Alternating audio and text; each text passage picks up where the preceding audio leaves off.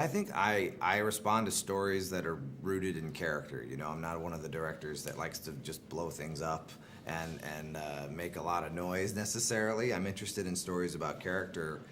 And you know, the documentary that got noticed most was one called The King of Kong about competitive video gamers, and that was very much a story about character that happened to have a three-act structure in it. And Hollywood, you know, broadly defined, really is interested in stories that have that kind of structure, and I think that's what opened doors for me in narrative feature filmmaking.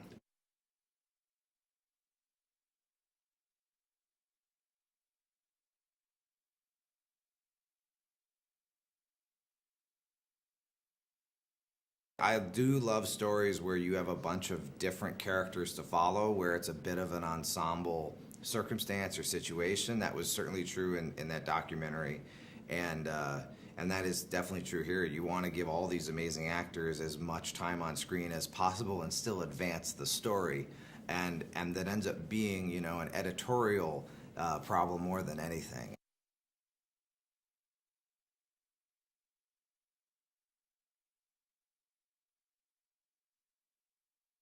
Charlie's the first guy offered that role. Jennifer was the first. Bateman actually approached us, and I couldn't believe it because he's like one of my favorite actors of all time.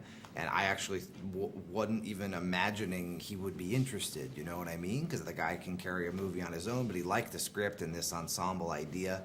And yeah, I mean, it all started to happen simultaneously in over a couple weeks, which in terms of casting a movie is really really fast.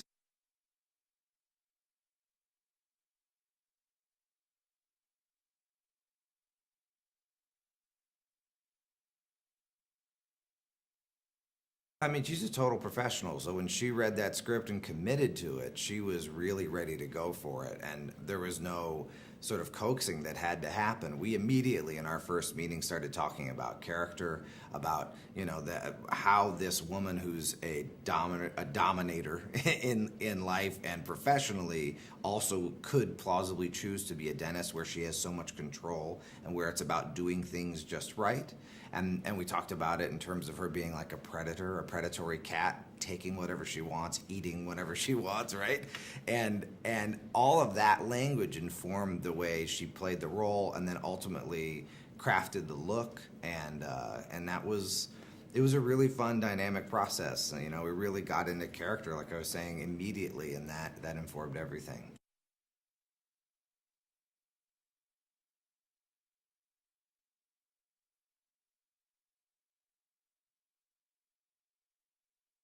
I think that both Kevin and Colin really enjoyed playing a wicked antagonist.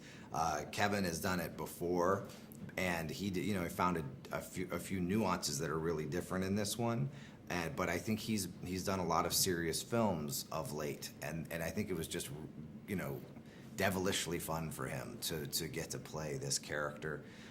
And Colin, I feel like no one's ever seen him do what he's doing here. Even though if you've seen In Bruges, you know how funny he is, but he hasn't been given the opportunity to really depart from the sort of the image of the uber handsome guy he is and become something really different. And in our first meeting, we talked about getting a comb over and getting a belly made for him so he could be a little bit pudgy. And as soon as he had those things on, he really became that character, and it was exciting to watch.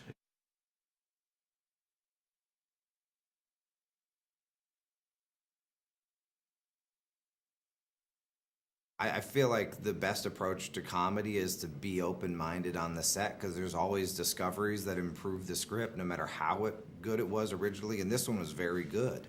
But as these characters were evolving and they were discovering how they were playing things over time, we were constantly tweaking and adjusting not only lines, but possible approaches and intentions to play it with.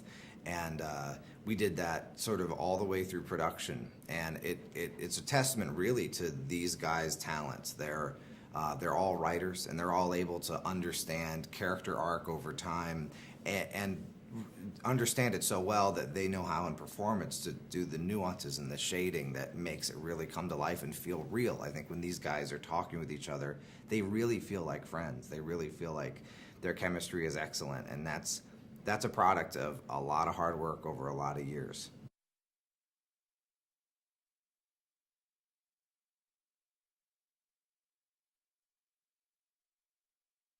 They played a game with each other during photography where they would try to make one another laugh, during takes as a sort of one-upsmanship in who could, who would score the most points, if you will.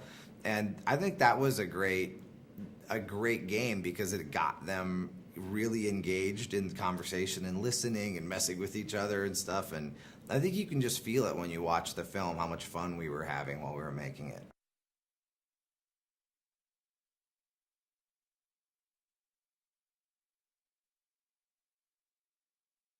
We really took a no holds barred, unapologetic attitude about the comedy in this film, and we really went for it at every turn. And we never shied away from a joke or a situation out of propriety. It was really about just going for whatever is the funniest. And that's what we did in editorially too. We left in the strongest funnies, whatever those were, and we never got into the X-rated, but I think we would have been willing to had we had that on the page.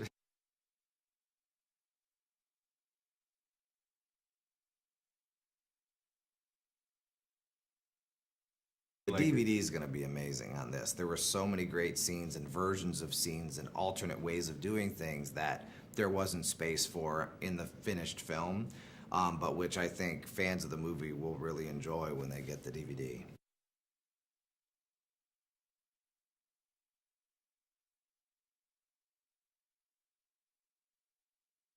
It was actually Bateman and Charlie's idea when Charlie drops the cocaine accidentally that they find in Bobby Pellet's house. It was their idea that as they're desperately trying to clean up the mess they made so they aren't discovered, that they start getting impacted by the cocaine itself. That was a genius idea, and it's one of the funnest ones for me to watch because I remember how that evolved over time. The writers doing the original version of that, our guys elevating that, and then seeing their riffing as they're in their sort of high mind state, their confessions to each other as friends and stuff. It's just comedy gold.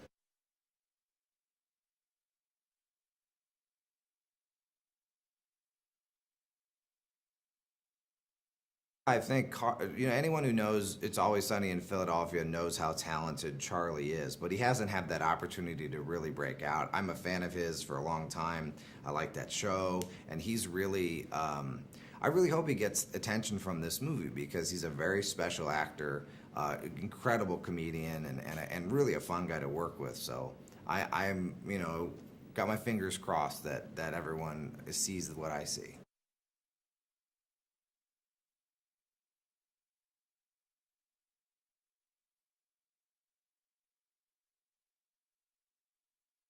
It was very deliberate camera moves because what we were really trying to do is have suggest what he was seeing, but not ever allow it to be seen. And I think he did a wonderful job playing that, like trying to look but can't look but must look, like that. Playing that tension was he did a wonderful job at that, and it's just one example of how he elevated the script.